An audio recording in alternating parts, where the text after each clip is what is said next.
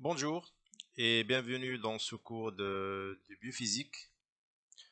Dans cette partie, on traitera la biophysique de l'audition et en particulier les propriétés des ondes sonores. En fait, les ondes sonores ils correspondent à la propagation de perturbations mécaniques dans un milieu élastique. Un milieu élastique, ça veut dire un milieu qui est déformable. Ces perturbations sont perçues entre autres par l'oreille humaine qui les interprète comme du son. La science qui étudie euh, ces ondes s'appelle l'acoustique. Alors, pour les ondes sonores, en fait, elles peuvent être caractérisées par des fluctuations de densité et de pression qui peut aller de 20 Hz à, à 20 kHz. Après, on trouve les infrasons qui ont des fréquences inférieures à 20 Hz et les ultrasons qui ont des fréquences supérieures à 20 Hz. Généralement, le son audible par l'oreille humaine est situé entre 20 Hz et 20 kHz qui correspond donc à des ondes sonores. Généralement, les ondes sonores, donc c'est une perturbation qui a besoin de particules, des particules dans l'air par exemple, c'est-à-dire que dans un milieu où on fait le vide, les ondes sonores, elles ne peuvent pas en fait se propager d'un milieu, d'un point à un autre. Par contre, lorsqu'on a un milieu où on a des particules, ben, généralement l'onde sonore elle peut se propager par des effets qu'on appelle des perturbations mécaniques. Alors les ondes sonores en fait nécessitent bien sûr un milieu ou un milieu matériel élastique pour se propager et généralement plus le milieu est dense, plus la vitesse des ondes sonores augmente. Par exemple pour l'air, la vitesse des ondes sonores elle part de 330 à 340 mètres par seconde. Dans l'eau, elle augmente à 1450 et plus ça, la densité augmente, par exemple vers le tissu, elle augmente à 1540 mètres par seconde. Dans le sang, 1566, la peau 1600 et lorsqu'on arrive, par exemple, à l'os, ben, la vitesse du sang est 3300 qui est le matériau qui est le plus dense dans le corps humain. Donc la vitesse, elle est plus élevée dans les liquides que dans les gaz et encore plus élevée dans les solides. Les propriétés physiques des ondes sonores qui nous intéressent le plus, en fait, elles sont deux. On a la pression acoustique et l'intensité sonore. Et bien sûr, l'intensité sonore, à partir de l'intensité sonore, on a la puissance acoustique. Et en utilisant l'intensité sonore, on verra après qu'on peut décrire ce qu'on appelle le niveau sonore. Alors le son se propage par changement de la pression dans le milieu où il circule et cette variation de pression est induite par un mouvement des particules du milieu. Cela veut dire que la pression acoustique dépend de un terme qu'on appelle impédance et cette impédance en fait c'est ni autre que la résistance à la propagation du son. Donc la pression est égale à l'impédance multipliée par la vitesse des particules dans le son, dans le milieu. Et après l'impédance, ben, il dépend de la masse volumique du milieu et de la célérité du son dans ce même milieu. Autrement dit, la pression change lorsque le milieu change. Ça veut dire, c'est-à-dire que lorsqu'on a un émetteur de son, par exemple une personne qui parle, lorsqu'il change de milieu, la pression change parce que le milieu change. Et lorsque le milieu est le même, la pression, elle est constante. Le deuxième, ou la deuxième propriété des ondes sonores, on a l'intensité sonore. L'intensité sonore, c'est le rapport entre la puissance acoustique et la surface. Et cette intensité, donc, elle est inversement proportionnelle à la surface. Cela veut dire qu'elle est inversement proportionnelle du carré de la distance. C'est-à-dire plus on s'éloigne, beaucoup plus l'intensité sonore change. Donc à partir de ces deux propriétés physiques, la pression acoustique et l'intensité sonore, on a deux termes qui sont importants, la pression et la puissance.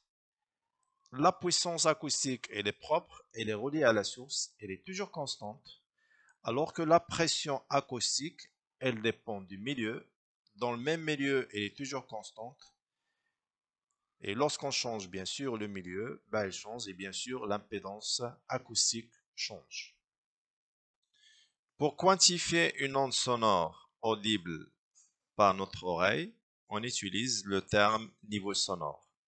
Et le niveau sonore, en fait, d'intensité I par rapport à un son d'intensité I0 est égal à logarithme décimal de I sur I0 avec I0 et l'intensité de référence qui est égale à 10 à la puissance moins 12 et elle représente le seuil d'audibilité à une fréquence de 1000 Hz.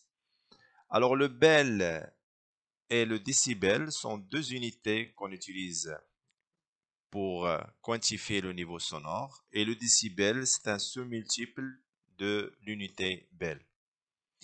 Le bel bien sûr elle est nommée en honneur de l'inventeur Alexander Graham Bell et généralement le décibel c'est 10 fois, 10 fois le logarithme décimal de I sur I0.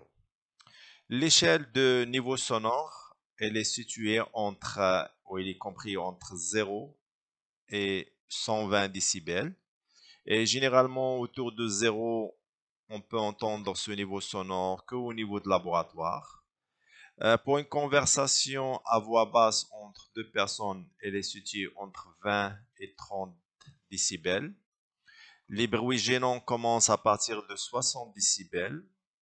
Et le bruit dangereux, c'est entre 100 et 110 décibels, alors que le seuil de la douleur, il commence à partir de 120 décibels. On appelle seuil de la douleur parce qu'à partir de 120 décibels, on sent une douleur au niveau de l'oreille. Et après, on n'entend plus rien parce que quelque part, il y aura une perforation du tympan qui est la membrane fibreuse translucide qui sépare en fait le conduit auditif externe de l'oreille moyenne. Pour les représentations graphiques d'un son, généralement on utilise deux représentations. La première, on l'appelle représentation temporelle, c'est-à-dire on a l'amplitude en fonction du temps. Et la deuxième, on l'appelle représentation fréquentielle, c'est-à-dire l'amplitude en fonction d'une fréquence. Et généralement, une onde sonore, généralement, c'est une onde sinusoïdale. Et plus, bien sûr, plus la période est grande, plus la fréquence est petite. Et lorsque la fréquence est petite, on parle d'un son qui est grave, grave. Et lorsque la période est petite, on a la fréquence est fort. Plus la fréquence est forte, plus on parle de son aigu, aigu. Et bien sûr, on peut représenter une onde sonore en termes de niveau sonore. Un son qui est fort, il a une amplitude qui est assez forte, et un niveau sonore qui est faible, donc on a une amplitude qui est assez faible. Et bien sûr, pour les représentations fréquentielles, on utilise juste un seul pic qui représente, dans le cas lorsqu'on a un son pur, on verra ça tout de suite. Donc lorsqu'on a une onde sonore qui est pure, donc on peut la représenter simplement avec une fréquence donnée parce que la fréquence elle est constante. Un autre paramètre important lorsqu'on parle de biophysique de l'audition est le seuil différentiel. Et on appelle seuil différentiel de niveau, c'est la plus petite variation de niveau que l'oreille humaine puisse percevoir. Et sa valeur est d'environ 1 décibel. Donc généralement, on peut aller jusqu'à 0 de 1 décibel. Et pour entendre un niveau sonore dans cet intervalle, ben, il faut se mettre dans des conditions de laboratoire. Donc lorsqu'on parle généralement de seuil différentiel, ben, ce qui nous intéresse le plus, c'est la sensibilité auditive en prenant en considération ce seuil différentiel. C'est-à-dire, pour entendre un niveau sonore ou une onde sonore, ben, il faut généralement prendre en considération pas que l'intensité ou le niveau sonore, mais également la fréquence de l'onde sonore. C'est-à-dire si on a une onde sonore qui a un niveau sonore de 20 décibels, ben, pour entendre cette onde, ben, il faut avoir une fréquence qui est convenable pour entendre ce son. Alors, par exemple, si on se met à une fréquence de 20 Hz, ben, généralement, on est à l'extérieur de la sensibilité auditive. C'est-à-dire, pour entendre quelque chose autour de 20 décibels, il faut avoir autour de 1000 Hz pour entendre un niveau sonore de 20 décibels. Donc, généralement, le son est audible lorsque sa fréquence et son intensité se situent entre le seuil inférieur, qu'on appelle seuil de perception, qui est le seuil de détection d'une onde sonore, et un seuil supérieur de perception, qui est le seuil de la douleur. C'est-à-dire, en général, il faut vraiment se situer à l'intérieur d'un diagramme qu'on appelle la sensibilité auditive pour entendre un niveau sonore. Alors pour un spectre, généralement, il peut être un spectre d'une onde sonore, elle peut être représentée sur un diagramme où l'axe des abscisses correspond aux fréquences et celui des ordonnées correspond aux amplitudes, et où chaque fréquence est représentée par un trait. Alors lorsqu'un son est pur, on a un seul trait qui correspond à la fréquence de cette onde sonore, ou ce son pur. Et lorsqu'on a un son qui est complexe, ben, généralement on a la partie fondamentale plus la partie harmonique. Donc un signal qui est périodique de fréquence F, toujours il se décompose en une somme de signaux sinusoïdaux de fréquences multiples.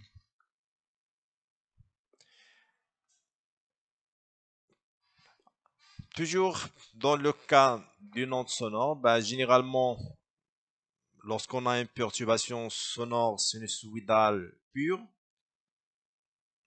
donc on peut les décrire en termes juste avec une fréquence donnée, et on a un seul trait qu'on appelle trait fondamental. Et lorsqu'on a une perturbation sonore périodique, non sinusoïdale, ben on peut en fait le décrire, ou plutôt le schématiser en termes de courbe, en mettant le fondamental plus sa décomposition de la perturbation sonore en une somme de signaux harmoniques F1, F2, F3, F4, 5, 6 et 7. Et tous ces harmoniques qui sont en fait, c'est des multiples du fondamental. Par exemple, ici, on a une onde sonore, un signal qui nous donne un signal résultant. Et ce signal, en fait, ce n'est autre que la somme de trois signaux. Un harmonique qui a une fréquence de 50 Hz, plus deux harmoniques, un à 150 et l'autre à 250 Hz. Ça veut dire celui de 150 Hz, il est 3 fois 50, c'est le troisième harmonique comme on a ici dans cette courbe. Et le cinquième, c'est 5 fois l'harmonique de le signal fondamental. Et ainsi, en sommant ces trois signaux de 5, 3 et le fondamental, ça nous donne un signal résultant qui est un son périodique. Par contre, lorsqu'on a un bruit, ben, généralement, lorsqu'on compare avec un son périodique, généralement, ce sont en fait des signaux non périodiques et en général de courte durée. C'est un bruit généralement transitoire sans fréquence caractéristique. Donc généralement dans un son agréable, la fréquence des harmoniques est un multiple de celle de la fondamentale. À l'inverse des fréquences à l'inverse, les fréquences des harmoniques d'un bruit ne sont pas liées à celles de la fondamentale. Alors pour comprendre tout ce qu'on a vu sur la partie biophysique de l'audition, on fera ensemble quelques exercices. Donc premier exercice, on a un ultrason se propage initialement au sein d'un muscle et atteint une structure osseuse. Et on a en fait 5 propositions. Donc si on essaye de faire un schéma de cette onde sonore, donc on a une source de ce ultrason et elle émet en fait une onde sonore qui se propage au sein d'un muscle. Alors je dessine juste un compartiment qui est, donc on a le muscle et deuxième compartiment qui est la partie osseuse. Alors, la première proposition, l'impédance acoustique est identique pour le muscle et l'os. Donc l'impédance acoustique, on a vu dans le cours, c'est Z est égal à la masse volumique fois la vitesse. Et puisque la masse volumique du muscle et la masse volumique des os ils sont différents, donc l'impédance elle est pas identique pour le muscle et l'os. Donc la proposition A elle est fausse. La célérité de l'ultrason va augmenter lors du passage dans la structure osseuse. Donc on a la célérité, on a dit elle dépend de la masse volumique. Plus la masse volumique augmente, plus la célérité augmente. Et plus la masse volumique diminue, plus la célérité diminue. Alors on a la célérité de l'ultrason va augmenter lors du passage dans la structure osseuse. Donc puisque en passant de le muscle vers les os, donc la masse volumique augmente, ça veut dire que la célérité va augmenter. Donc B, elle est correcte. La proposition C, la célérité de l'ultrason n'augmentera pas, non, elle est fausse. Et bien sûr, la pression acoustique va diminuer lors du passage dans la structure osseuse. Donc on a vu dans le cours que la pression acoustique est égale à l'impédance multipliée par la vitesse. Donc, plus la masse volumique augmente, plus Z augmente, plus la pression augmente. Plus la masse volumique diminue, plus Z diminue et plus la pression diminue. Donc la pression acoustique va diminuer lors du passage dans la structure osseuse. Non, parce que plutôt il va augmenter puisque là, la masse volumique augmente, Z augmente qui est l'impédance, donc la pression augmente. Donc là, les réponses qui sont correctes pour cet exercice, c'est en fait B et E.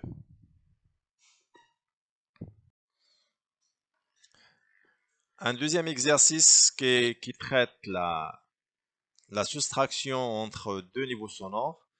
Donc on a deux systèmes acoustiques qui émettent l'un avec 10 fois plus de puissance acoustique que l'autre. Et la question, quelle est la différence de leur niveau sonore? Alors pour le niveau sonore de la première source, LB1, c'est 10 fois logarithme décimal de I1 sur I0. Et le niveau sonore de la deuxième source, LB2, c'est I2, c'est-à-dire 10 logarithme décimal de I2 sur I0. Alors, une règle générale, on peut toujours soustraire les niveaux sonores, c'est-à-dire qu'on peut faire le niveau sonore 1 moins le niveau sonore 2, hein, c'est correct, mais on ne peut jamais additionner des niveaux sonores, LB1 plus LB2, donc on ne peut pas le faire. Donc pour additionner deux niveaux sonores, généralement un des deux niveaux sonores et l'intensité sonore est 10 fois plus grand que le premier. C'est-à-dire lorsqu'on dit 10 fois de puissance, la puissance est 10 fois plus fort que le premier, ça veut dire que la puissance 2, elle est égale 10 fois la puissance 1. Et on est sur le détecteur est situé à le même endroit, donc on peut écrire cette relation comme I2, hein, I2 est égal 10 fois I1, parce que tout simplement, W2 est égal, c'est I2 sur S, et la puissance sonore 1 est égale I1 sur S, et puisqu'on parle de même surface, donc on peut écrire que I2 est égal 10 fois I1, et on peut écrire le niveau sonore 2 en remplaçant I2 par 10 fois I1 sur I0, et en faisant le calcul, la soustraction entre les deux niveaux sonores, on peut simplement, hein, faire l'application. Donc LB2 moins LB1 est égal à 10 logarithme de celui-là, de LB2 moins LB1, et on aura à la différence, en fait, on trouvera c'est 10 décibels. Donc la différence de deux niveaux sonores qui sont 10 fois, un qui est 10 fois plus supérieur en termes de puissance acoustique, la différence de ces deux niveaux sonores est de 10 décibels. L'objectif de l'exercice 3 est de savoir comment on peut faire l'addition de plusieurs niveaux sonores. Alors dans cet exercice, on a 4 sources qui émettent 4 niveaux sonores. Chaque niveau sonore est de 80 décibels. Et généralement 80 décibels, c'est un niveau sonore qu'une voiture peut émettre. Donc par exemple, si on fait que la somme de 80 décibels, deux voitures de 80 décibels qui émettent, alors généralement juste deux niveaux sonores, si on fait l'addition, ça donne 160 décibels, ce qui dépasse largement le seuil de la douleur qui est 120 décibels. Et 120 décibels, c'est le seuil de la douleur, c'est-à-dire à partir de la valeur de 120 décibels, on n'entend plus rien parce qu'on dépasse le seuil de la douleur. Alors généralement, on ne fait jamais l'addition de niveaux sonores. Ça veut dire lorsqu'on additionne des niveaux sonores, on n'additionne que les intensités sonores. Donc dans cet exercice, ce qu'on peut faire pour calculer la somme de 4 niveaux sonores, on calcule l'addition de 4 intensités sonores. Et après, on peut faire juste la somme des intensités sonores. Ça, pour calculer le niveau sonore total, c'est 10 fois le logarithme décimal de toutes les intensités sonores sur E0. Et après, par simple application numérique, donc on a le niveau sonore, c'est 10 fois logarithme décimal de 4 et 1 sur E0. Ça nous donne 10 fois logarithme décimal de 4 plus 10 fois logarithme décimal de I1 sur E0. 10 fois 10 logarithme décimal de I1 de 0, ça nous donne 80 décibels, qui est en fait le niveau sonore d'une seule source émise par une seule source, plus le 6 qui est 10 fois logarithme décimal de 4, et ça nous donne la somme de ces 4 niveaux sonores, c'est que 86 décibels, c'est-à-dire la proposition D. Pour le quatrième exercice, donc on a à son poste de travail un sujet qui subit une nuisance sonore émise par une source ponctuelle. Alors lorsqu'on dit une source ponctuelle, c'est-à-dire que l'onde sonore elle est émise dans toutes les directions. Et disons que à une distance donnée, hein, un sujet hein, il subit une nuisance sonore. Disons que la distance qui sépare ce sujet de la source, S, disons qu'elle est une distance R1, et après ce qu'il va faire en fait ce sujet, c'est il double la distance qui le sépare de la source pour baisser quelque part le niveau sonore qu'elle entend. Donc on a la distance 1 et la distance 2. Donc généralement on applique la loi de la distance au carré pour calculer le niveau sonore, hein, le niveau sonore au point 2 qui est le double de la distance entre la source et le point 1. Alors généralement, on a les deux, la loi en fait de Bell, qui est en fait le niveau sonore, c'est 10 fois le logarithme décimal. Et on a vu dans le cours que l'intensité sonore, c'est le rapport entre la puissance acoustique et la surface S1. Et bien sûr, lorsque cette personne-là ou ce sujet-là double la distance, bah, la puissance acoustique, elle reste constante. Alors, la puissance acoustique, elle est constante parce que, comme j'ai dit tout à l'heure, donc, elle dépend vraiment de la source. Elle est toujours constante. Alors, la puissance acoustique, elle est toujours constante. Et je rappelle également que la pression, elle est constante. Hein, elle est constante si, hein, si la masse volumique est constante. C'est-à-dire si le milieu est le même, est constant. Donc, on a l'intensité sonore à l'endroit 2, c'est la puissance acoustique qui reste constante sur la surface. Et bien sûr, la surface, hein, si on veut calculer la surface, c'est 4 fois PR1 au carré, parce que c'est une sphère. Hein, c'est une sphère, c'est-à-dire à l'endroit 1, bah, toujours on prend comme une sphère par rapport à la source pour arriver à l'endroit où on a quelque part la personne qui subit cette nuisance. Donc S1 c'est 4PR1 au carré et R2, la distance R2 de la source vers la deuxième endroit, R2, elle est 2 fois R1. C'est-à-dire, si on fait le calcul, donc S2, c'est la surface 2, c'est 4pi R2 au carré, et on remplace R2 par 2R1, ça nous donne 4pi 2R1 au carré, et le total, on peut dire que lorsque ce sujet double la distance, bah, généralement la surface, elle est 4 fois plus forte. Et simplement, on fait un calcul simple. Donc, le niveau sonore à cet endroit 2, c'est 10 fois le logarithme décimal de I2 sur I0. Et on remplace I2 par la valeur de la puissance sur S2. Et la puissance, elle est toujours constante. Donc, ce qui change, c'est la surface S2 qui devient 4S1. Et si on fait le calcul, on aura quelque part que le niveau sonore au niveau 2, c'est le niveau sonore à l'endroit 1 moins 6. C'est-à-dire la proposition qui est correcte, c'est la proposition D. C'est-à-dire le niveau sonore diminue de 6 décibels lorsqu'on on double la distance que ce sujet le sépare de la source.